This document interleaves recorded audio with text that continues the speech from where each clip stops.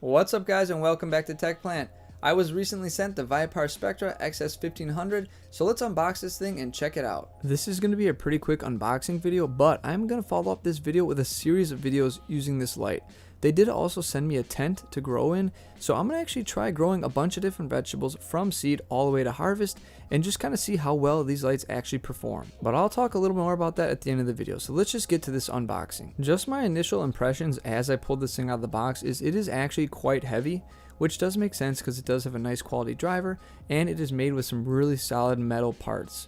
It's not like those older lights that were just kind of like straight up stamped out and just very cheap and thin. The light does come with hanging hardware, and it also comes with a power cord, which is pretty nice because some of the earlier models that I have shown have had the power cord kind of permanently attached, so it is kind of nice that I do have options to switch out for different cords. Once you slip it out of the protective plastic, you'll see that this thing is pretty quality and it does indeed have a mean well driver. This is the biggest driver I've seen on any of the lights that I've gotten, so I'm guessing this one's going to pump out quite a bit of juice. I do like that the cord is detachable on this model, so you can choose whether you want a really long one or a short one, and it just gives you a little bit of modularity. This light does feature a nice dimming knob with quite a bit of range on it.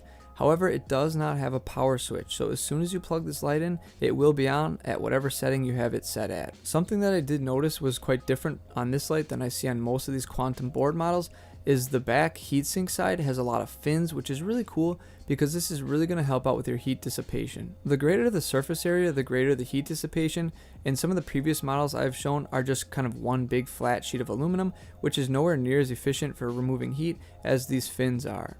So this is a very good upgrade, even though it does add a little bit to the weight of the light. The VIPARSPECTRA actually uses the Samsung LEDs, which I'm really happy about because those seem to be the best in the industry at the moment. It has a really good mix of 3K, 5K, and then some red LEDs and some IR LEDs, so your lights will get a pretty darn good spectrum. This one is kind of a general purpose one, and it doesn't have like a clear focus for veg or blooming, so you don't have to worry about buying two separate lights. This light can go from pretty bright to seriously bright pretty quickly by just a quick spin of the dial.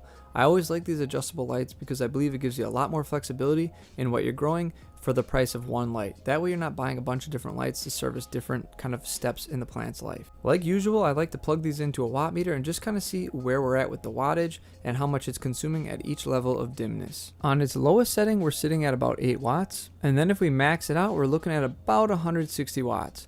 And then from here, I'm going to go down in 25% increments. So at 75%, we're looking at about 125 watts. 50%, we're looking at about 75 watts. Lastly, at 25%, we're looking at about 38 watts. And as usual, I do like to kind of show you how the light falls onto the surface that it's trying to illuminate, just so you can get an idea of the footprint. Kind of pay attention to the height and the dimness of the light.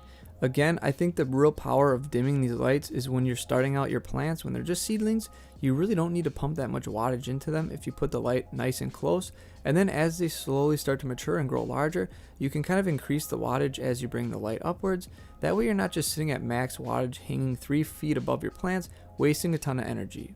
I think you can get much more efficient grows by doing this. I did play around with the light in the grow room, just kind of shining it at random spots of my shelf, and you can see it really overpowers any of the lighting I have on there now. If you watch my intro and outro, you can see that those lights are actually pretty bright and they have grown plants for many years, but this one absolutely blows them away. I'm actually really excited to do kind of a grow diary with this light, just because I've never actually shown you guys like what you can grow with these really high powered lights. I've only ever unboxed them and kind of put them away. Well guys, that pretty much wraps up this unboxing. However, this company did also send me a 2x2 grow tent, which I've never used before, so I will film a video about that. However, the more important thing is I'm going to do like a 3-month grow diary, and I'm going to start from seeds, and I'm going to grow a multitude of different vegetables in the grow tent with the light that I unboxed, and we can kind of see how well do these lights actually work and what do you actually get for the money. So I hope you guys are interested in that new series that I'm going to try and produce, and as always guys, may your plants grow strong and healthy. I'll see you next time.